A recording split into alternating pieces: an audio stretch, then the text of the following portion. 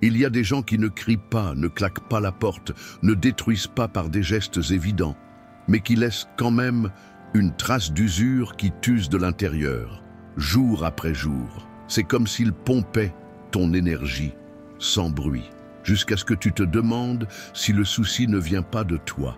Et le plus dangereux, c'est que souvent, tu t'habitues à ça. Tu finis par vivre avec ce poids, comme quelqu'un qui porte un sac plein de pierres sans même s'en rendre compte. Le stoïcisme nous rappelle que la vie est trop courte pour la passer sous l'emprise émotionnelle d'autrui. Marc Aurèle disait que l'âme prend la couleur des pensées qu'on nourrit et des personnes qu'on fréquente.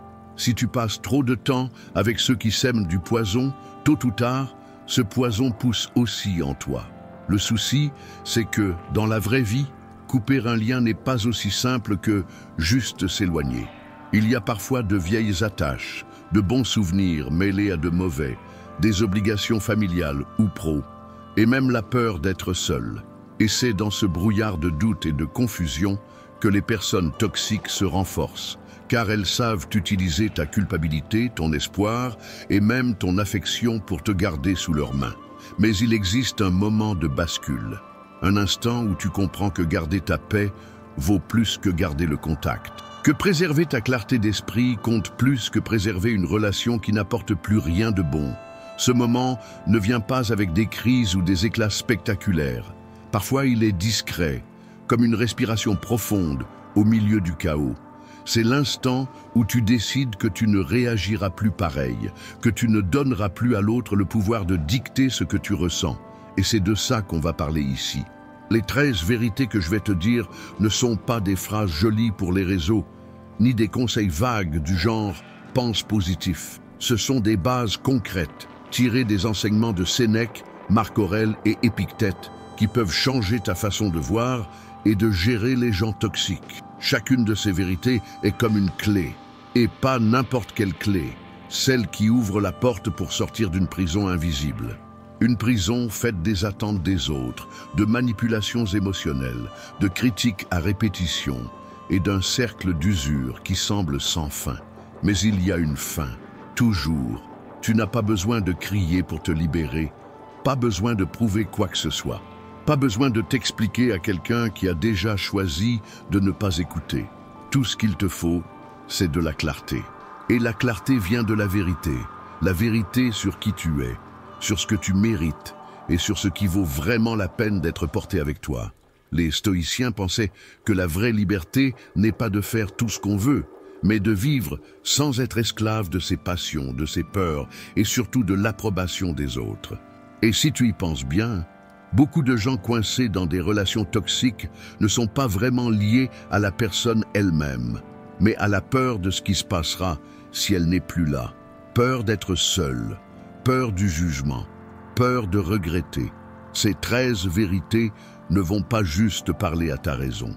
Elles vont toucher cette partie silencieuse en toi qui sait déjà qu'il faut changer. Celle qui en a assez d'échanger sa paix contre quelque chose qui ne marche plus. Prépare-toi à regarder en face des choses que tu as peut-être refusé d'admettre jusqu'ici, car on ne se libère pas de ce qu'on refuse d'affronter. Et attention, certaines de ces vérités risquent de te bousculer. Ils peuvent te faire douter de tes relations, de tes choix et même de toi-même. Et c'est bien, ça veut dire que tu es en train de te réveiller. Au bout du compte, peu importe si cette personne est un ami d'enfance, un proche de la famille, un collègue ou même un partenaire amoureux. Ce qui compte, c'est que tu auras les moyens de repérer ce qui te vide ton énergie et le courage de poser des limites là où, avant, tu ne faisais que laisser passer. Aujourd'hui, tu vas comprendre que ce n'est pas de l'égoïsme que de te protéger, que ce n'est pas un manque d'amour que de t'éloigner, que ce n'est pas de la dureté que de laisser partir. C'est juste de la maturité émotionnelle. Et, au fond, c'est la plus grande preuve de respect que tu puisses te donner. Alors, allons-y ensemble. Parce que, quand tu intègres ces 13 vérités, tu arrêtes de vivre comme prisonnier du comportement des autres. Et tu commences à vivre selon ce qui compte vraiment. Ta paix, ta lucidité et ta liberté. Vérité 1. La paix vaut plus que n'importe quel lien. Il y a des liens qui coûtent cher, et je ne parle pas d'argent, Je parle du prix que tu payes en nuit sans sommeil, en angoisse qui monte sans raison, en impression de toujours marcher sur des œufs. C'est le coût invisible de garder une relation qui ne t'apporte plus de paix. Les stoïciens savaient que la paix intérieure était le bien le plus précieux qu'on puisse avoir. Sénèque disait que l'homme vraiment libre est celui qui se suffit à lui-même et qui ne dépend de rien d'extérieur pour être en équilibre. Ça veut dire que si, pour garder quelqu'un dans ta vie, tu dois renoncer à ta tranquillité, tu es déjà en train de payer un prix bien trop élevé. Beaucoup ont du mal à accepter ça, car ils confondent garder la paix avec fuir le problème ou être froid. Ce n'est pas de l'indifférence. C'est protéger ton espace intérieur pour penser, ressentir et agir avec clarté, chose qu'on perd totalement quand on est coincé dans le chaos d'une relation toxique. Quand ta paix est tout le temps bousculée, le reste de ta vie se dérègle. Les petites décisions deviennent plus dures, tes idées se brouillent. Tu n'as plus d'énergie pour ce qui compte vraiment. C'est comme vouloir écrire une lettre importante pendant que quelqu'un souffle de la poussière sur la feuille. Tu peux continuer à écrire, mais chaque mot sortira flou. Le stoïcisme nous apprend qu'on ne contrôle pas ce que les autres font, mais qu'on a toute la responsabilité sur la manière dont on réagit et sur ce qu'on laisse durer dans notre vie. Si tu restes dans un lien qui use ta paix, même en voyant les dégâts, le choix de rester est aussi le tien. Et ça peut être difficile à reconnaître. Peut-être que tu as déjà senti ce soulagement immédiat en t'éloignant de quelqu'un, comme si on t'avait retiré un poids physique des épaules. Ce n'est pas un hasard. Le corps et l'esprit savent quand ils sortent d'un état d'alerte permanent. La respiration change, le cœur ralentit, la tête devient plus légère. C'est comme ouvrir une fenêtre dans une pièce fermée depuis des années et laisser entrer l'air frais. Garder la paix ne veut pas dire que tu vas te couper du monde ou vivre sans attache. Ça veut dire que tu vas choisir des liens qui ne détruisent pas ta santé mentale, que tu vas donner ton temps et ton énergie à des relations qui nourrissent, pas qui épuisent. C'est avoir la lucidité de voir quand le compte ne va plus et le courage de mettre fin à l'échange. Beaucoup supportent des relations toxiques par peur de perdre quelque chose. L'histoire qu'ils ont construite, l'image qu'ils montrent aux autres ou même la fausse impression de sécurité que la routine donne. Mais ce que les stoïciens nous rappellent, c'est que ce qui compte vraiment, c'est ce qu'on ne peut pas t'enlever. Et la paix en fait partie, sauf si tu la donnes toi-même sur un plateau. Mettre la paix au-dessus de tout lien, ce n'est pas de la froideur, c'est de la sagesse. Parce que quand tu es en paix, tu vois plus clair, tu décides mieux et tu agis mieux. Tu es plus présent pour ceux qui comptent vraiment. Tu as plus d'énergie pour tes projets, plus de patience pour tes défis et plus de lucidité pour faire face aux imprévus. Au fond, la vraie question à te poser est « Qu'est-ce que je perds pour garder ça ?» Si la réponse est que tu perds ton sommeil, ta santé, ta joie ou ton but, il est peut-être temps de revoir les choses. Car aucun lien, aussi ancien ou fort soit-il, ne doit te coûter ta vie en petites parts chaque jour. Les stoïciens ne disaient pas qu'il fallait vivre sans lien, mais que ces liens devaient être choisis avec soin. Et le premier critère est simple. Si ça ne t'apporte pas de paix, ça ne vaut pas le coup. Ça peut faire mal au début, mais le soulagement qui vient après prouve que tu as pris la bonne décision. La paix n'est pas un luxe, c'est vital. C'est la terre fertile où tout ce qui est bon peut pousser. Sans elle, même les meilleures chances fanent. Avec elle, même les plus gros obstacles paraissent plus légers. Comprendre ça, c'est faire le premier pas pour se libérer des gens toxiques. Vérité 2. La vie d'un toxique n'est pas ton miroir. Un des pièges les plus dangereux quand on côtoie des personnes toxiques, c'est de croire que la manière dont elles te voient est, d'une certaine façon, la vérité sur qui tu es.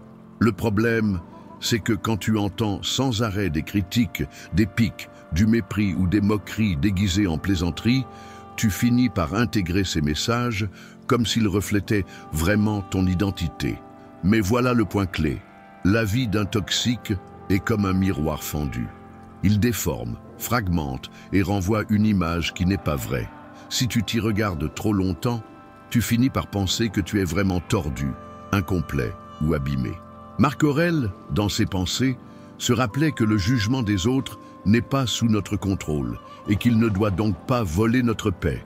Ce qu'une personne pense de toi en dit plus sur son monde intérieur que sur ton essence. Les gens remplis d'amertume, de jalousie ou d'insécurité ont tendance à projeter cela sur les autres. Imagine quelqu'un portant des lunettes sales et rayées. Peu importe à quel point tu es net, lumineux ou entier, cette personne te verra toujours à travers ses verres sales. L'erreur, c'est de croire que tu es sale, toi aussi. Le vrai souci, c'est que, pour beaucoup, la vie d'un toxique a un poids émotionnel. Ça peut être un proche, un partenaire de longue date, un vieil ami ou même un patron. Et justement parce qu'il y a un lien ou une autorité, ces mots peuvent aller plus loin. C'est pour ça que la clarté stoïcienne est essentielle, pour ériger une barrière mentale entre ce que tu es vraiment et ce que l'autre dit que tu es. Épictète disait que ce n'est pas ce qui nous arrive qui nous blesse, mais la façon dont on réagit à ce qui arrive. Et ça vaut pour les mots. Une phrase dite avec méchanceté ne prend du pouvoir sur toi que si tu la laisses entrer. Si elle passe sans s'accrocher, c'est comme une flèche tirée qui tombe avant de t'atteindre. Voici une vérité qui dérange. Beaucoup restent attachés à l'approbation de gens toxiques parce qu'ils croient que, s'ils prouvent leur valeur, ils seront enfin traités avec respect. Le problème, c'est que ce jour-là n'arrive jamais. Pour ceux qui vivent à rabaisser les autres, peu importe tes efforts, ils trouveront toujours une nouvelle façon de te mettre plus bas. Quand tu comprends ça, tu arrêtes de jouer à leur jeu. Tu ne cherches plus à gagner la dispute, ni à accumuler des preuves pour ce tribunal invisible dans ta tête. Tu cesses juste d'utiliser ce miroir fendu. Tu te vois à travers d'autres reflets, tes actes, tes valeurs, ce que tu bâtis et la paix que tu ressens en vivant en accord avec qui tu es vraiment. Ça ne veut pas dire que tu ne seras plus jamais touché. Les mots peuvent blesser, surtout s'ils viennent de quelqu'un qui a déjà eu ton affection ou ta confiance. Mais ça veut dire que, même en sentant la piqûre au départ, tu pourras te dire « ça ne me définit pas, c'est à propos de l'autre, pas de moi ». Une bonne habitude stoïcienne pour ancrer cet état d'esprit, c'est d'écrire chaque jour 3 qualités à toi que personne ne peut t'enlever. Ça peut être ta discipline, ton honnêteté, ta capacité à apprendre vite, ta générosité ou toute autre chose que tu reconnais comme partie non négociable de qui tu es. Avec le temps, ça crée un bouclier intérieur contre la vie des autres. Au final, la leçon est simple et forte. L'opinion d'un toxique n'est que du bruit. Et le bruit ne gêne que si tu l'écoutes. Le silence qui vient du fait d'ignorer ce genre de voix n'est pas une fuite, c'est de l'autoprotection. Vérité 3. La distance, c'est prendre soin de soi, pas de la cruauté. Beaucoup se sentent coupables de s'éloigner d'une personne nocive.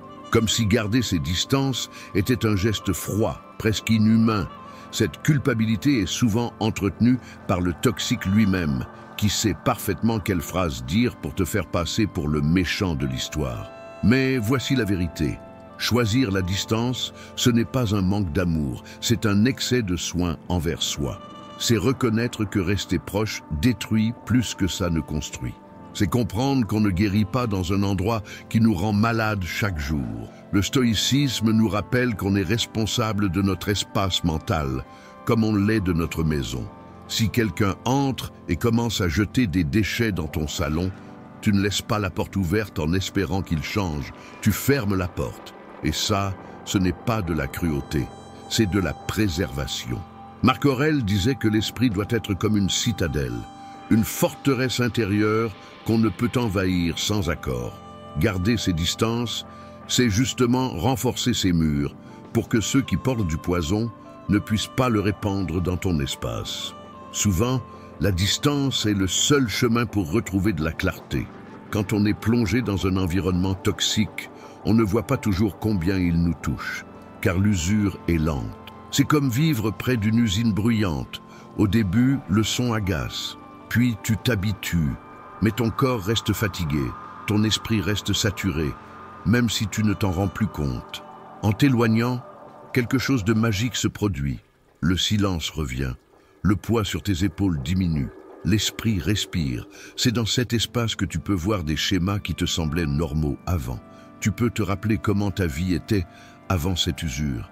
Et surtout, Tu peux préparer ton avenir sans les interférences et manipulations qui te ramenaient toujours au même cercle. La distance est aussi un test pour l'autre. Celui qui tient vraiment à toi respectera ton espace et cherchera à comprendre ton besoin de recul. Mais celui qui ne voulait que du contrôle, de l'accès et du pouvoir sur toi réagira par la colère, le chantage ou des tentatives pressantes de te ramener. C'est là que tu vois clairement qui était dans ta vie par lien sincère et qui était juste là pour se nourrir de ton énergie. Ne confonds pas compassion et permission. Tu peux vouloir du bien à quelqu'un à distance. Tu peux même espérer que la personne change. Mais ça ne veut pas dire que tu dois être présent pour subir chacune de ces rechutes. Prendre soin de soi, c'est aussi savoir où s'arrête ta responsabilité et où commence celle de l'autre. Beaucoup gardent des liens nocifs en pensant qu'ils doivent ça à l'autre, par gratitude pour le passé ou par devoir familial. Le stoïcisme est clair. Gratitude et obligation ne doivent pas servir d'excuse pour te détruire. Tu peux honorer ce qui a été bon et reconnaître l'importance de quelqu'un dans ton histoire, sans permettre que cette histoire continue à te blesser aujourd'hui. La distance, en vérité, est un geste d'honnêteté. C'est dire, sans trop de mots, comme ça ce n'est plus possible, j'ai besoin de me préserver. Ce n'est pas une punition, ce n'est pas une vengeance, c'est admettre que la proximité n'est plus saine et donc ne peut plus durer. La décision de s'éloigner est rarement simple, ça va faire mal, il y aura peut-être du manque, tu pourras même douter d'avoir bien fait. Mais le temps montre souvent que ce choix libère de la place pour que ta vie s'épanouisse comme c'était impossible avant. Car quand on retire une plante d'un sol pollué, elle peut enfin créer des racines solides dans une terre saine. Si quelqu'un essaie de te faire culpabiliser pour avoir protégé ta paix, souviens-toi, celui qui tient vraiment à toi ne te demande pas de te blesser pour garder la relation. La distance n'est pas de la cruauté. La distance, c'est dire non à ce qui détruit et oui à ce qui construit. C'est poser une limite nette qui dit « Je choisis de vivre dans un espace où mon esprit, mon corps et mon âme peuvent respirer. » Et c'est un droit que personne ne peut enlever. Parfois, le plus grand courage n'est pas d'affronter l'autre, mais de refuser de se perdre dans le processus. Quand tu choisis de t'éloigner de ce qui te fait mal, tu choisis de vivre avec plus de clarté et moins de poids. Écris en commentaire « La liberté, c'est la paix » pour me montrer que toi aussi tu veux ce changement. Maintenant, revenons à notre leçon. Vérité 4. Tout silence n'est pas faiblesse. Dans la tête d'une personne toxique, le silence est souvent vu comme une reddition. Elle pense que si tu ne réponds pas, tu as perdu, que si tu ne répliques pas, tu es d'accord. Mais le silence, pour celui qui se maîtrise, est un geste de force, pas de faiblesse. Le stoïcisme apprend que réagir à chaud, c'est donner le contrôle à l'autre. Épictète disait que ce n'est pas l'insulte qui blesse, mais l'importance qu'on lui accorde. En restant silencieux face à une provocation, tu n'es pas en train d'accepter ce qui a été dit. Tu refuses juste à l'autre le spectacle qu'il voulait. Imagine que quelqu'un jette une torche allumée à tes pieds. Ta première réaction pourrait être de la renvoyer, en propageant encore plus le feu. Le silence, c'est comme ramasser cette torche et la laisser s'éteindre d'elle-même. C'est refuser d'alimenter la flamme que l'autre a allumée. Le silence réfléchi n'est pas le même que le silence dicté par la peur. Dans la peur, tu te tais car tu ne sais pas quoi dire ou tu redoutes la réaction. Dans le silence stratégique, tu te tais car tu sais exactement ce que tu pourrais dire. Et tu choisis de ne pas le dire, sachant que la discussion n'ira nulle part. C'est du pur contrôle de soi. Les personnes toxiques se nourrissent de réactions. Plus tu essaies de te justifier, plus elles ont de matière pour déformer tes mots. Plus tu t'emportes, plus elles trouvent d'arguments pour dire que tu es compliqué ou excessif. Le silence coupe le carburant, il brise le cycle. Marc Aurèle nous rappelle que nous avons le pouvoir de décider si nous allons être entraînés par chaque offense ou rester solides comme un rocher contre lequel les vagues frappent sans le déplacer. Le silence, c'est ce rocher. Il n'empêche pas la vague de venir, mais il l'empêche d'emporter quelque chose de toi. Ça ne veut pas dire que tu dois te taire pour toujours ou accepter des injustices sans agir. Le silence n'est pas de l'inaction. c'est une pause. C'est l'espace que tu crées pour choisir ta prochaine action de manière réfléchie, et non sur un coup de tête. Parfois, cette action sera répondre fermement.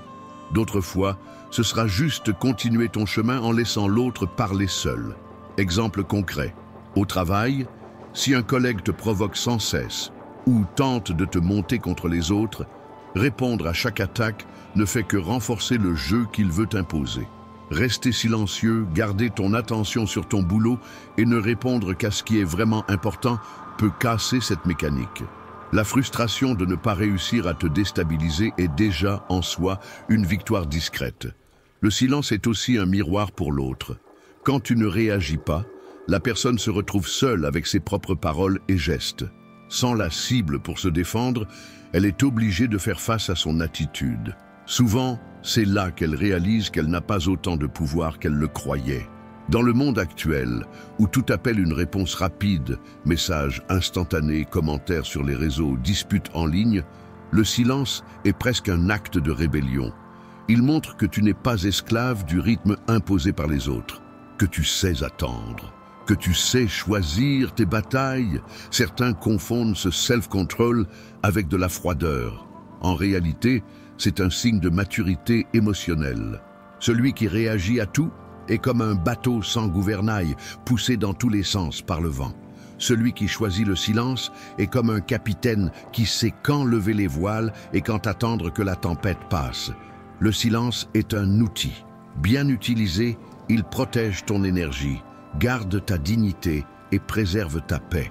Il dit, sans mots, « Je n'ai pas besoin de te battre dans la dispute. Je me suis déjà vaincu moi-même en ne réagissant pas.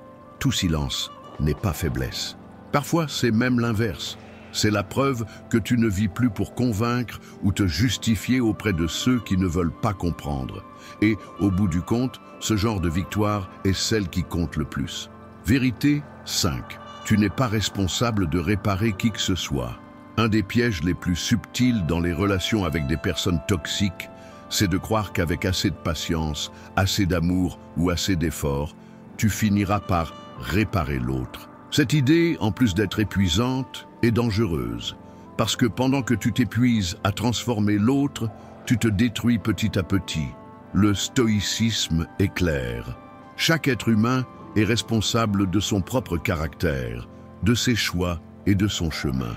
Marc Aurèle disait qu'on ne peut ni contrôler ni changer l'esprit d'un autre homme, seulement le nôtre. Ça veut dire que vouloir modeler quelqu'un contre sa volonté, c'est comme essayer de retenir de l'eau dans ses mains. Peu importe à quel point tu serres, elle finira par s'échapper. Beaucoup s'accrochent à ce rôle de sauveur en pensant qu'abandonner cette mission serait la même chose qu'abandonner la personne. Mais il y a une grande différence entre soutenir quelqu'un qui veut changer et se sacrifier pour quelqu'un qui n'a aucune intention de le faire. Tu peux donner des conseils, montrer des voies, donner l'exemple, mais tu ne peux pas vivre la transformation à la place de l'autre. Et voici la vérité qui fait mal. Certaines personnes ne veulent pas changer. D'autres disent vouloir, mais ne sont pas prêtes à faire ce qu'il faut. Et pendant ce temps, tu continues à investir ton temps, ton énergie et tes émotions dans quelque chose qui n'est pas sous ton contrôle. Épictète enseignait qu'il faut se concentrer uniquement sur ce qui est à notre portée et accepter avec calme ce qui ne l'est pas. Chercher à réparer quelqu'un, c'est user ta vie dans un domaine où tu n'as aucun vrai pouvoir. Et cet effort inutile ne t'épuise pas seulement. Il t'empêche aussi de prendre soin de toi. Vois les choses ainsi.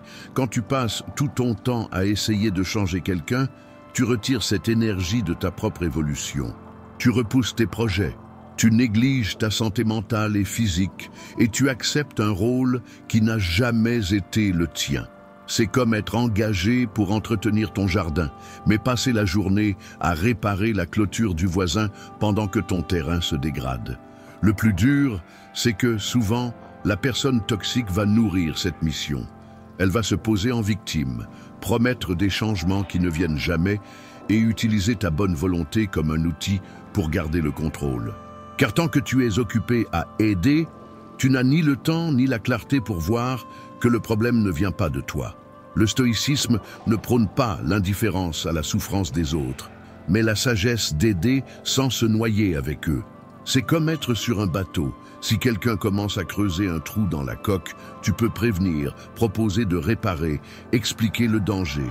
Mais si la personne continue, la seule chose sensée à faire est de t'éloigner avant que le bateau coule. Car s'il coule, tu coules aussi. Cesser d'essayer de réparer quelqu'un, ce n'est pas un manque d'amour, c'est de l'amour de soi.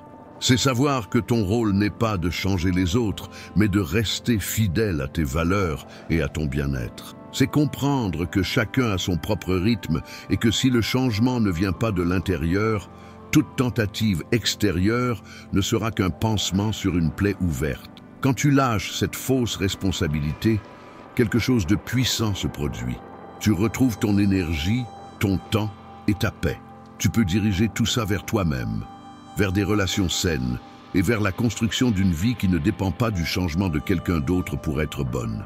Au bout du compte, accepter que tu n'es pas responsable de réparer qui que ce soit est libérateur, car cela te rend la seule responsabilité qui compte vraiment, celle de prendre soin de toi. Et quand tu es bien, tu peux vraiment aider ceux qui veulent être aidés sans te perdre en chemin. Vérité 6. Le respect ne se mendie pas. Quand tu dois demander sans arrêt à être traité avec respect, c'est qu'il y a déjà un gros problème. Le respect, comme la confiance, ne peut pas être exigé comme un service ou échangé comme une monnaie. C'est le résultat naturel de la posture que tu adoptes et des limites que tu imposes. Dans le stoïcisme, la dignité est un pilier d'une vie équilibrée. Marc Aurèle disait que l'homme de caractère solide ne mendie pas ce qui devrait être naturel dans toute relation saine. Si quelqu'un est dans ta vie et ne reconnaît pas ta valeur, mendier pour être reconnu ne changera pas cette personne. Cela montrera seulement que tu es prêt à accepter moins que ce que tu mérites. Les personnes toxiques le savent et testent souvent les limites dès le début. Elles font des remarques dénigrantes, manquent de respect dans des détails, ignorent des demandes simples. Tout ça pour voir jusqu'où elles peuvent aller. Et chaque fois que tu laisses passer sans fixer de limites claires, tu envoies le signal que ce comportement est acceptable. Le respect ne se construit pas avec de longs discours ou des supplications pleines d'émotions. Il se renforce par les conséquences. Si quelqu'un franchit une limite et n'a aucune conséquence, il la franchira encore et plus loin.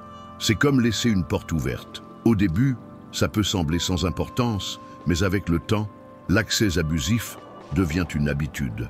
Le respect ne se mendie pas, car dès que tu commences à supplier, tu as déjà cédé une partie de ton pouvoir. La personne comprend que tu as plus besoin d'elle qu'elle de toi, et cela crée un déséquilibre dangereux. Celui qui se sait aux commandes de ce jeu change rarement de lui-même, car il n'y voit aucun intérêt. Le stoïcisme enseigne qu'il faut vivre selon ses principes, peu importe ce que font les autres. Cela veut dire qu'au lieu de gaspiller ton énergie à vouloir convaincre quelqu'un de te respecter, tu dois l'utiliser pour rester fidèle à toi-même, même si cela implique de t'éloigner. Le respect se maintient par la cohérence. Si tu dis que tu ne tolères pas certaines attitudes, mais que tu continues à les accepter, tes mots perdent leur force. L'inverse est vrai aussi. Quand tes actes confirment tes limites, tu n'as pas besoin de répéter 1000 fois ce que tu n'acceptes pas. Le message est clair. Exemple concret. Si un collègue ou un ami parle toujours avec sarcasme ou rabaisse tes idées, inutile de lui demander sans cesse de changer de ton. Ce qui marche, c'est agir. Mettre fin à la discussion quand ça se répète. Refuser de participer à ces échanges. Garder tes distances si nécessaire. Petit à petit, la personne comprend qu'elle n'aura pas accès à toi sans changer sa façon de communiquer. Certains confondent cela avec de l'arrogance, mais en réalité, c'est un acte de respect pour soi. Celui qui se respecte ne reste pas dans un endroit où on le rabaisse constamment. Et cette attitude, plus que n'importe quel discours, montre aux autres comment te traiter. Le respect ne se construit pas seulement par ce que tu acceptes, mais aussi par ce que tu refuses. C'est la somme de petites décisions quotidiennes. Ne pas rire d'une blague qui t'offense, ne pas rester dans des conversations qui déforment ta vérité, ne pas justifier l'injustifiable. C'est discret, mais puissant. Et voici un point important. Le vrai respect ne vient pas de la peur ou d'une autorité imposée. Il naît de l'admiration et de la reconnaissance que tu vis selon ce que tu affirmes. Il repose sur l'intégrité, pas sur les menaces. Au final, mendier le respect, c'est demander quelque chose qui devrait venir naturellement. Si tu dois le demander, c'est que l'autre n'est pas prêt. Et dans ce cas, le mieux est de partir. Car, comme la paix, le respect est un des biens qu'on ne négocie pas sans se perdre en route. Le respect ne se mendie pas. Il s'inspire, il s'impose avec des limites claires et il se garde avec cohérence. Celui qui ne comprend pas ça n'a pas sa place près de toi. Vérité 7. L'affection vraie ne blesse pas. L'affection est un mot qui devrait rimer avec légèreté, sécurité et chaleur humaine. Mais pour beaucoup, c'est devenu synonyme de confusion, de manipulation et de douleur. Cela arrive quand la relation est basée sur le contrôle et non sur l'attention. Quand à la place d'un accueil sincère, tu trouves des reproches cachés sous de la préoccupation. À la place du soutien, du chantage émotionnel. Et à la place de la liberté, un contrôle étouffant. Le stoïcisme rappelle que ce qui est authentique n'a pas besoin d'être forcé et que ce qui est bon n'a pas besoin de blesser. Sénèque disait que le véritable ami est comme un miroir. Il reflète le meilleur de nous, sans déformer ni attaquer. De la même façon, la vraie affection est celle qui construit, pas celle qui détruit. Les personnes toxiques, pourtant, utilisent souvent l'affection comme une monnaie d'échange. Elles donnent de la tendresse quand elles veulent quelque chose et la retirent comme punition. Elles te font te sentir coupable d'avoir tes propres besoins ou de dire non. Ce genre de relation n'est ni de l'amour ni de l'amitié, c'est du contrôle déguisé en proximité. La vraie affection ne blesse pas car elle ne te met pas en position de dette. Elle n'exige pas que tu t'effaces pour être accepté. Elle ne se transforme pas en arme lorsqu'il y a désaccord. Elle ne te fait pas vivre dans un état constant de vigilance, craignant qu'un faux pas ne mène à la perte du lien. Quand l'affection est saine, tu te sens plus toi-même aux côtés de la personne. Tes qualités sont encouragées, tes fragilités sont accueillies et tes limites sont respectées. Il n'y a pas de jeu de pouvoir, seulement un échange. Marc Aurèle rappelle que ce qui est bon pour l'âme est simple, sans complications inutiles. Cela vaut aussi pour les liens affectifs. Si une relation te laisse sans cesse épuisé, anxieux ou incertain, ce n'est peut-être pas de l'affection. C'est un attachement à quelque chose que, au fond, tu sais ne pas être bon pour toi. Il est important d'apprendre à distinguer l'amour de la dépendance. L'amour est un choix quotidien. La dépendance est une prison déguisée en lien. La dépendance émotionnelle s'accompagne souvent de peur. Peur de perdre, peur de rester seul, peur de ne rien trouver de mieux. Et cette peur est ce qui te retient, même quand la relation n'est déjà plus bonne. Le stoïcisme nous enseigne que la liberté émotionnelle vient quand on arrête de mettre notre paix entre les mains d'une autre personne. Cela ne veut pas dire vivre sans lien, mais choisir des liens qui ne demandent pas de renoncer à qui nous sommes. La vraie affection ne te demande pas de te briser en morceaux pour entrer dans les attentes de quelqu'un. Pense à une plante en bonne santé. Elle pousse car elle est dans un environnement qui la nourrit. Lumière, eau, sol adapté. Pas besoin de la tirer pour qu'elle pousse plus vite ou de couper ses racines pour la faire entrer dans un pot plus petit. Pour les gens, c'est pareil. La vraie affection offre un cadre pour ta croissance, pas pour ta limitation. Quand tu comprends cette vérité, tu cesses d'accepter des miettes émotionnelles déguisées en festin. Tu arrêtes de confondre intensité avec amour, jalousie avec attention, contrôle avec protection. Et, surtout, tu réalises que l'amour sain commence parce que tu t'autorises à toi-même. La vraie affection ne blesse pas car elle n'a pas besoin de blesser pour durer. Elle ne se nourrit ni de la culpabilité, ni de la peur, ni de l'obligation. Elle fleurit dans la liberté, le respect et le choix conscient de rester. Et quand tu goûtes à ça, toute relation qui fonctionne autrement paraît trop petite pour avoir sa place dans ta vie. Vérité 8. Le temps passé avec des toxiques est de la vie perdue. Le bien le plus précieux que tu possèdes n'est pas l'argent, ni le statut, ni un objet matériel. C'est le temps. Et chaque minute qui passe ne revient pas. Les stoïciens en étaient pleinement conscients. Sénèque a même écrit « Ce n'est pas que nous ayons peu de temps, c'est que nous en gaspillons beaucoup ». Quand tu dépenses cette ressource limitée avec des personnes toxiques, tu renonces à quelque chose que tu ne pourras jamais récupérer. C'est comme verser de l'eau claire dans un seau percé. Peu importe tes efforts pour le remplir, il ne retiendra jamais. Le problème, c'est que la perte de temps, ici, n'est pas seulement chronologique. Ce n'est pas juste les heures passées en discussions inutiles ou à essayer de plaire à quelqu'un qui n'est jamais satisfait. C'est aussi l'énergie mentale que tu cesses d'investir en toi, dans tes objectifs et dans les relations qui comptent vraiment. Les personnes toxiques sont expertes pour capter ton attention. Elles t'embarquent dans des problèmes sans fin, des drames inventés, des conflits qui n'ont jamais de solution. Elles te font croire que tu dois toujours être disponible, prêt à éteindre des feux qui ne sont même pas les tiens. Et pendant ce temps, ton propre chemin passe au second plan. Marc Aurèle disait de ne pas livrer ton esprit comme un entrepôt pour les idées des autres. Quand tu donnes trop de temps et d'attention à quelqu'un qui ne te respecte pas, tu fais exactement ça. Tu cèdes un espace mental qui devrait être réservé à ce qui construit ta vie. L'effet est cumulatif. Les jours deviennent des semaines, les semaines des mois, et sans t'en rendre compte, une année entière est avalée par des cycles répétitifs. Tu regardes en arrière et tu vois que tu as peu avancé. Non pas par manque d'occasion, mais parce que ton attention a toujours été aspirée hors de toi. Le stoïcisme apprend qu'il faut protéger notre temps comme on protégerait un trésor. Cela veut dire apprendre à dire non avec fermeté, éviter de s'engager dans des batailles qui ne sont pas les nôtres et couper sans culpabilité les liens qui ne font que vider. Certains justifient leur présence dans ces liens en disant « Mais j'y ai déjà mis tellement de temps, je ne veux pas tout jeter ». C'est un piège mental connu sous le nom de « biais des coûts irrécupérables ».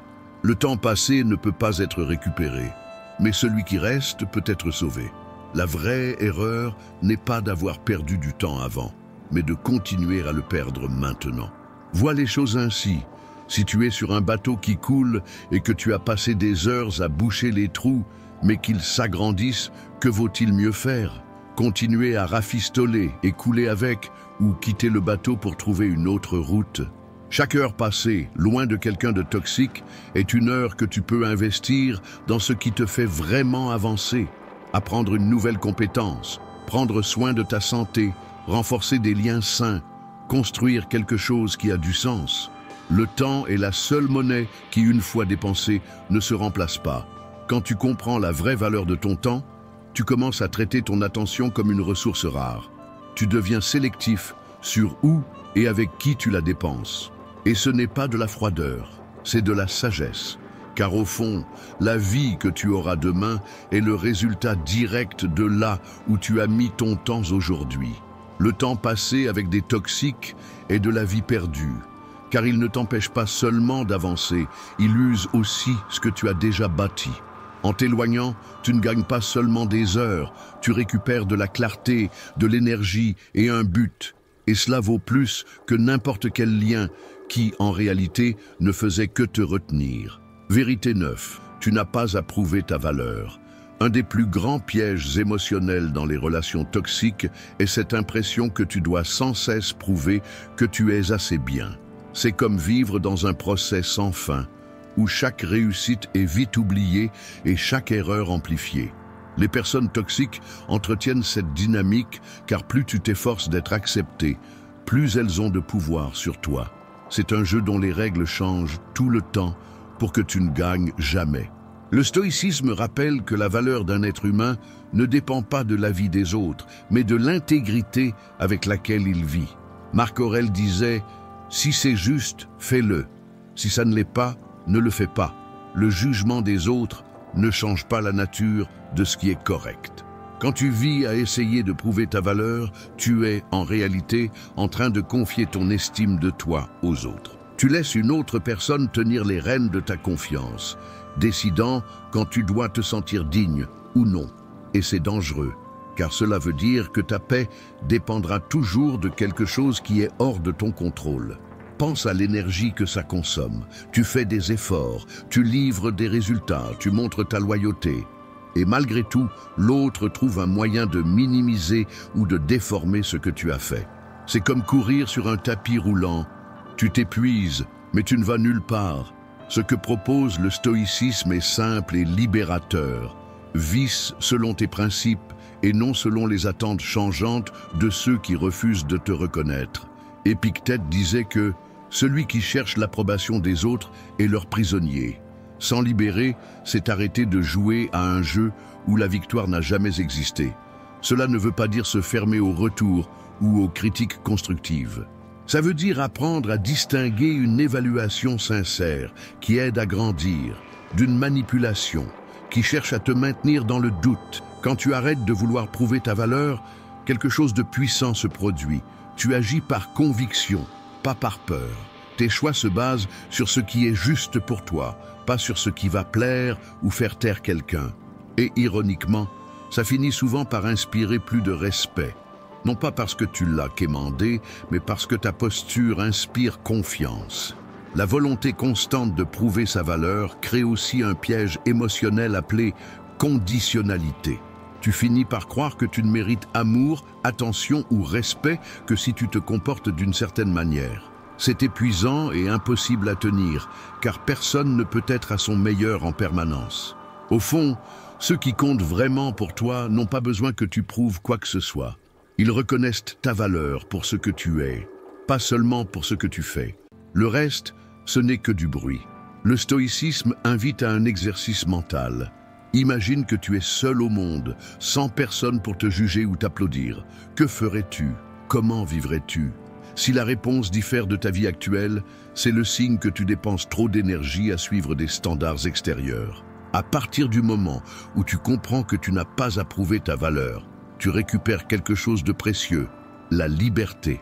La liberté de dire non, sans crainte, de changer de route sans demander la permission, de poser des limites claires sans culpabilité. Et si quelqu'un essaie de te ramener dans ce jeu d'épreuves et de tests, tu peux répondre avec la plus grande arme stoïcienne, l'indifférence envers ce qui ne mérite pas ton attention. Car au final, la valeur d'une personne se mesure à sa fidélité à ses principes, pas au nombre d'applaudissements qu'elle reçoit. Parfois, le plus grand courage n'est pas d'affronter l'autre, mais de refuser de se perdre dans le processus. Quand tu choisis de t'éloigner de ce qui te fait du mal, tu choisis de vivre avec plus de clarté et moins de poids. Écris en commentaire « La liberté, c'est la paix » pour me montrer que toi aussi, tu veux ce changement. Maintenant, revenons à notre leçon. Vérité 10. La solitude saine vaut mieux qu'une compagnie nocive. Beaucoup préfèrent supporter la présence de quelqu'un qui leur fait du mal plutôt que d'affronter le silence d'être seul. Cette peur de la solitude est une des raisons les plus fréquentes pour lesquelles les relations toxiques durent des années de trop. Mais le stoïcisme rappelle qu'être seul n'est pas la même chose qu'être vide, et que la solitude saine est, bien souvent, un chemin vers la liberté. Être accompagné ne garantit pas que tu te sentes moins seul. En réalité, peu de choses sont plus douloureuses que de ressentir la solitude en présence de quelqu'un. C'est cette impression d'être à côté d'une personne, mais de constater qu'il n'y a ni connexion, ni respect, ni véritable attention. Dans ce contexte, la présence physique ne comble pas, elle rappelle seulement à chaque instant ce qui manque. Le stoïcisme enseigne que nous devons chercher l'autosuffisance émotionnelle. Marc Aurèle disait que l'homme sage est en bonne compagnie même seul, car il emporte avec lui des pensées qui le portent. Quand tu apprends à être bien avec toi-même, la solitude cesse d'être un fardeau et devient un espace fertile pour grandir. La solitude saine est celle que tu choisis. C'est le moment où tu t'éloignes des influences négatives pour te reconnecter à qui tu es vraiment. C'est le silence qui te permet d'entendre tes propres pensées sans le bruit constant des critiques, manipulations ou exigences.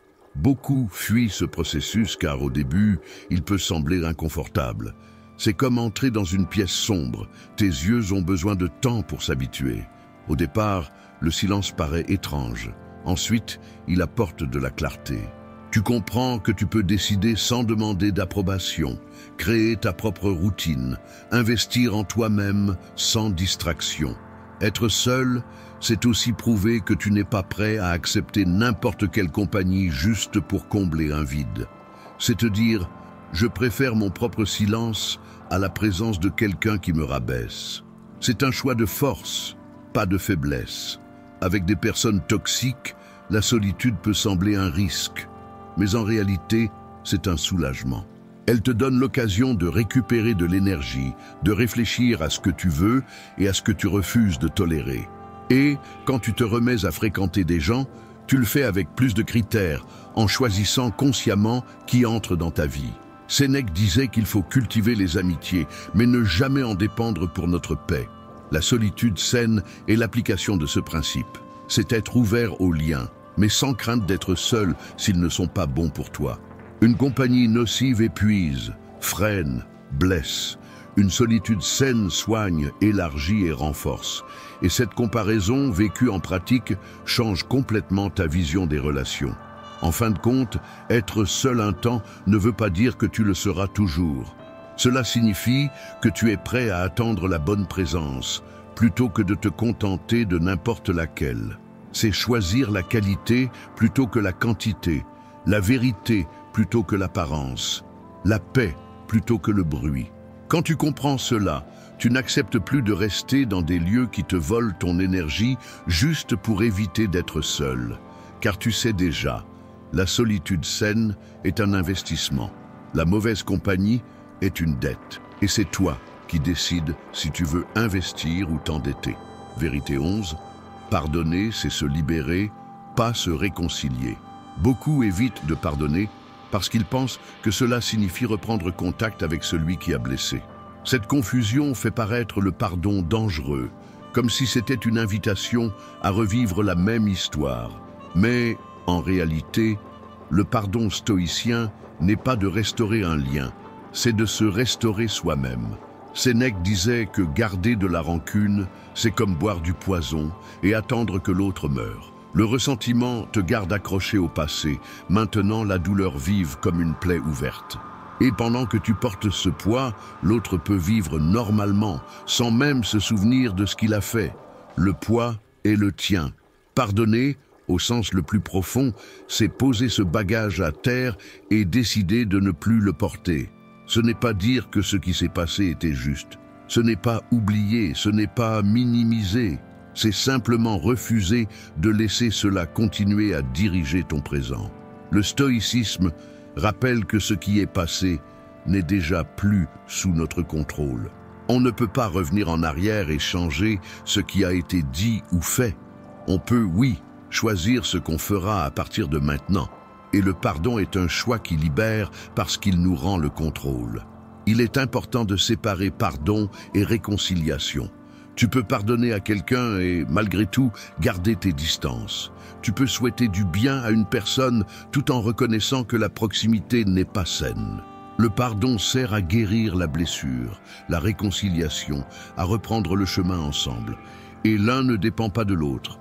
Beaucoup refusent de pardonner car ils pensent que cela leur retire l'avantage moral sur l'autre, comme si garder la rancune était une forme de justice. Mais la vérité, c'est que la colère prolongée ne punit pas celui qui t'a blessé. Elle prolonge seulement l'effet de la douleur sur toi. Pardonner, ce n'est pas être naïf ni effacer ce qui s'est passé. C'est se souvenir sans saigner. C'est regarder en arrière sans revivre les faits. C'est garder la leçon et lâcher le poids. Marc Aurèle enseignait que, quand quelqu'un agit mal, il ne fait que montrer son ignorance ou sa confusion de valeurs. Cela ne veut pas dire qu'il faut approuver la faute, mais qu'on peut comprendre que les actions des autres reflètent ce qu'ils portent en eux. Cette compréhension aide à relâcher le besoin de vengeance et ouvre la voie à la paix intérieure. Le pardon est aussi un acte de soin pour soi. Tant que la rancune te garde prisonnier d'un récit où tu es toujours victime, le pardon te place en acteur principal. Tu cesses d'être défini par ce que tu as subi et tu deviens défini par les choix que tu fais pour avancer. Cela ne veut pas dire que pardonner est facile. Il faut du courage pour affronter la douleur et décider qu'elle ne sera plus ton identité. Il faut de la discipline pour ne pas nourrir des pensées qui rouvrent la plaie. Il faut de la clarté pour comprendre que pardonner, ce n'est pas absoudre, mais libérer, surtout toi-même. Au bout du compte, le pardon stoïcien est un geste silencieux et intime. Il n'a pas besoin d'annonce, ni de la présence de l'autre, ni d'accord. Il se produit au moment où tu décides que l'histoire n'a plus le pouvoir de dicter ton prochain chapitre.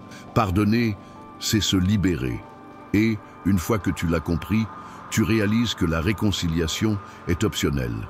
Ce qui est indispensable, si tu veux la paix, c'est de déposer le poids que tu n'as plus à porter. Vérité 12. Tous les liens ne doivent pas être conservés. Depuis l'enfance, on nous apprend que les liens doivent être gardés à tout prix, que les amitiés anciennes, les relations familiales ou les connexions de longue date ont une valeur incassable simplement par le temps qu'elles portent. Mais le stoïcisme rappelle une vérité simple et libératrice. La durée d'un lien ne garantit pas qu'il soit encore bénéfique. Tous les liens ne doivent pas être conservés. Certains ont rempli leur rôle et, maintenant, ne font qu'occuper de la place. D'autres, qui furent des sources d'affection et de soutien, sont devenus des poids qui freinent ta progression. Et il y a aussi ceux qui n'ont jamais été sains, mais que tu as maintenus par habitude, par culpabilité ou par peur. Marc Aurèle disait qu'il faut évaluer sans cesse ce qui contribue à notre vie et ce qui nous éloigne de notre essence. Cela vaut pour les habitudes, les idées et, surtout, pour les personnes. Si un lien ne contribue pas à ta paix, ne respecte pas tes limites et ne suit pas ton évolution, il n'a pas besoin de continuer. Garder des liens juste par habitude, c'est comme garder des vêtements qui ne vont plus. Ils prennent de la place dans l'armoire et empêchent de nouvelles pièces, plus adaptées et confortables, d'entrer. De la même façon, des liens dépassés bloquent l'espace pour des relations qui pourraient vraiment apporter quelque chose à ta vie. L'attachement excessif à certains liens vient souvent de deux endroits, la nostalgie et l'obligation. La nostalgie te pousse à idéaliser le passé, à ne te souvenir que des bons moments, en oubliant ce qui se passe aujourd'hui. L'obligation, elle, est nourrie par des phrases comme « mais c'est la famille » ou « vous vous connaissez depuis des années », qui ignorent que le temps ne justifie pas l'abus, le manque de respect ou la négligence. Le stoïcisme nous apprend à tout voir à travers le prisme de l'utilité et de la vertu.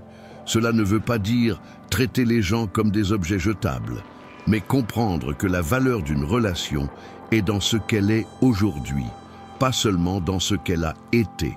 Rompre un lien n'est pas forcément un acte d'hostilité. C'est souvent un geste discret de soin pour soi. C'est reconnaître que garder une certaine proximité n'est plus sain et qu'il vaut mieux prendre de la distance que rester dans un cycle qui vide ton énergie et éteint ta lumière.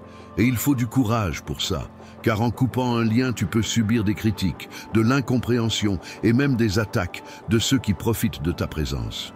Mais en même temps, tu ouvres la voie pour bâtir un réseau de relations plus authentiques, réciproques et alignées avec tes valeurs. Sénèque rappelait que rien n'est plus précieux que le temps et l'énergie. Les gaspiller dans des relations qui n'ont plus de sens, c'est renoncer à investir dans des choses et des personnes qui pourraient transformer ta vie. Libérer un lien qui ne sert plus est, au fond, un acte de générosité envers ton avenir. Tous les liens ne doivent pas être gardés. Et comprendre cela, c'est un tournant. Cela signifie que tu ne vis pas prisonnier d'engagements émotionnels qui n'existent que sur le papier, mais qui n'ont plus de vie réelle. Cela veut dire que tu t'autorises à choisir, en pleine conscience, qui reste dans ton cercle le plus proche. Au final, ce qui compte vraiment, ce n'est pas le nombre de liens que tu gardes, mais leur qualité. Les relations qui te renforcent valent plus que les connexions qui existent juste pour ne contrarier personne. Et quand tu fais ce choix avec clarté, tu comprends que couper un lien n'est pas perdre. C'est faire de la place pour ce qui mérite vraiment d'être là. Vérité 13. Ta vie est trop courte pour vivre dans le drame des autres. La vie apporte déjà assez de défis par elle-même. Problèmes imprévus, pertes, changements, choix difficiles, tout cela fait partie du chemin de chacun. Alors, pourquoi porter aussi le poids des drames inventés par d'autres ? Les personnes toxiques ont un talent particulier pour transformer chaque détail en spectacle. De petits malentendus deviennent des guerres. Des situations simples prennent des couches d'intrigue, d'accusations et de manipulation. Et, si tu n'y prends pas garde, tu te retrouveras impliqué dans des conflits qui n'étaient jamais les tiens. Le stoïcisme est clair à ce sujet. Concentre-toi sur ce qui est sous ton contrôle et ignore ce qui n'est que bruit. Marc Aurèle conseillait de garder l'esprit libre de distractions qui n'apportent ni vertu ni paix. Et le drame des autres est, par nature, une distraction pure. Ils volent du temps, de l'énergie et de la clarté, sans rien donner en retour. Chaque fois que tu entres dans ce jeu, tu cesses de vivre ta propre vie pour vivre le scénario qu'une autre personne a inventé. C'est comme être choisi pour un rôle secondaire dans une pièce à laquelle tu n'as jamais voulu participer, mais qui exige ton temps et ton énergie comme si c'était la priorité.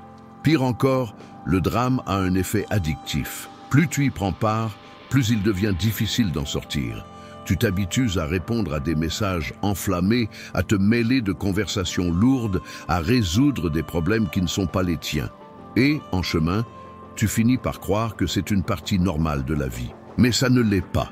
Le stoïcisme nous invite à pratiquer l'apatheia, qui ne veut pas dire indifférence totale, mais plutôt immunité émotionnelle face à ce qui ne mérite pas notre réaction. Cela demande de la discipline pour reconnaître rapidement ce qui est pertinent et ce qui n'est que mise en scène. La vérité, c'est que ta vie est trop courte pour servir de décor à des histoires qui ne t'appartiennent pas. Le temps que tu passes à réagir aux drames des autres pourrait être utilisé pour apprendre quelque chose de nouveau, renforcer des liens sains, prendre soin de toi ou simplement profiter de moments de calme. Pense à toutes les occasions que tu as déjà laissées filer parce que tu étais trop occupé à régler la vie de quelqu'un d'autre.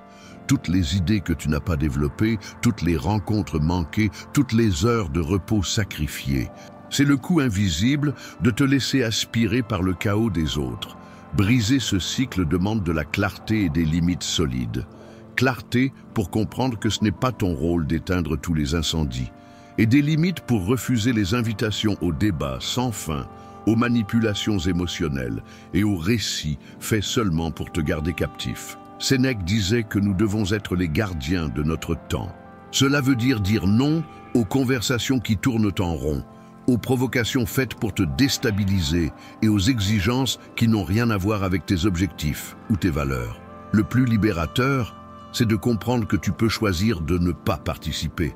Tu n'as pas à répondre tout de suite. Tu n'as pas à te justifier. Tu n'as pas à entrer dans l'arène à chaque fois que quelqu'un en crée une. Tu as le droit et le devoir de protéger ton espace intérieur. Ta vie est trop courte pour vivre dans le drame des autres, car au final, ce qui comptera ne sera pas les disputes que tu as gagnées ou les histoires que tu as éteintes. Ce qui comptera, c'est ce que tu as construit, les personnes que tu as vraiment aimées, les moments que tu as vécus pleinement. Et rien de tout cela n'arrive quand tu es coincé dans des tempêtes qui ne sont pas les tiennes. Tu es arrivé jusqu'ici et tu as découvert 13 vérités qui, si elles sont appliquées, peuvent transformer radicalement ta façon de te lier aux autres et, surtout, de protéger ta paix. Ces vérités ne sont pas des phrases de motivation pour les réseaux sociaux. Ce sont des principes éprouvés par le temps, issus d'une philosophie qui a traversé les siècles, le stoïcisme. Marc Aurèle, Sénèque, Épictète, tous ont vécu à des époques très différentes de la nôtre, mais ont affronté le même défi humain que nous aujourd'hui. Faire face à ceux qui, d'une manière ou d'une autre, tentent de nous voler notre paix. La différence, c'est qu'ils avaient compris que la vraie liberté ne se trouve pas dans le contrôle des autres, mais dans la maîtrise de soi. Et chacune des vérités dont nous avons parlé ici en est un rappel. Tu as vu que la paix vaut plus que n'importe quel lien, que la vie d'un toxique ne définit pas qui tu es, que la distance peut être un acte de soin de soi, que le silence n'est pas toujours une faiblesse, que tu n'es pas responsable de réparer qui que ce soit, que le respect ne se mendie pas, que la vraie affection ne blesse pas, que le temps perdu avec des toxiques que tu n'as pas à prouver et de la vie valeur gaspillée, que la solitude saine vaut mieux qu'une mauvaise compagnie, que pardonner c'est se libérer et non se réconcilier, que tous les liens ne doivent pas être conservés et que ta vie est trop courte pour vivre dans le drame des autres. Chacune de ces vérités est comme un morceau d'armure. Seule, elle couvre une partie. Ensemble, elles forment un mur qui empêche le poison émotionnel des autres de pénétrer et de briser ce que tu bâtis. Mais il faut comprendre une chose, savoir ne suffit pas. C'est en appliquant que tout change. À quoi bon comprendre que le respect ne se demande pas, mais continuer à accepter qu'on te traite mal chaque jour? À quoi bon savoir que le temps passé avec des gens toxiques est du temps jeté, mais continuer à entretenir des échanges et rencontres qui t'épuisent? À quoi bon reconnaître que la paix vaut plus que n'importe quel lien, mais garder ceux qui te l'enlèvent? Le stoïcisme rappelle que la connaissance sans action, c'est comme un médicament oublié au fond d'un tiroir. Il n'agit que si on l'utilise. Peut-être qu'en écoutant cette vidéo, tu as pensé à des personnes précises. Peut-être que tu as vu des schémas dans tes relations. Peut-être que tu as ressenti un malaise, cette petite voix qui dit « Il est temps de changer ça ». Ce malaise n'est pas mauvais. C'est le début de la transformation. C'est ton instinct de protection qui se réveille. Si tu l'ignores, il se rendort. Mais si tu agis, tu commences à créer une vie plus légère, plus en accord avec qui tu es vraiment. Et voici un point important. Appliquer ces vérités n'éloigne pas seulement les gens toxiques.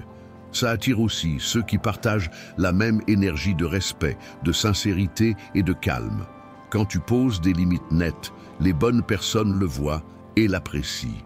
Au milieu de la vidéo, je t'ai demandé d'écrire « La liberté, c'est la paix », si mes mots te parlèrent jusque-là. Maintenant, je veux te proposer autre chose. Écris « Ma paix passe d'abord », si tu es décidé à mettre en pratique au moins une de ces vérités dès aujourd'hui. Je veux voir qui est vraiment prêt à changer et pas juste à écouter comme un divertissement. Et si l'une de ces vérités t'a marqué plus que les autres, note-la en commentaire. Dis-moi laquelle a tout changé pour toi. Avant de finir, je dois te rappeler, la vidéo peut s'arrêter ici, mais ta mise en pratique commence maintenant. Garde-la pour la revoir quand tu sentiras que tu retombes dans les anciens réflexes. Partage-la avec quelqu'un qui en a besoin, même s'il n'ose pas aller chercher cette aide par lui-même. Et bien sûr, si tu veux continuer à renforcer ton esprit avec des contenus comme celui-ci, abonne-toi, active la cloche et mets un like. Ça aide le message à toucher plus de personnes qui, comme toi, veulent se libérer de liens et d'habitudes qui ne servent plus. La vie est trop courte pour tenter de changer quelqu'un qui ne veut pas. Trop courte pour vivre selon les attentes de ceux qui ne voient pas ta valeur. Trop courte pour renoncer à la paix que tu peux construire. Et si tu appliques vraiment ces vérités, tu verras une chose, ce n'est pas toi qui perds ces gens. C'est eux qui perdent l'accès à quelqu'un qui vit avec but, clarté et liberté. Alors, choisis. Continuez à porter ce qui t'alourdit ou lâchez et marchez plus léger. À la prochaine vidéo.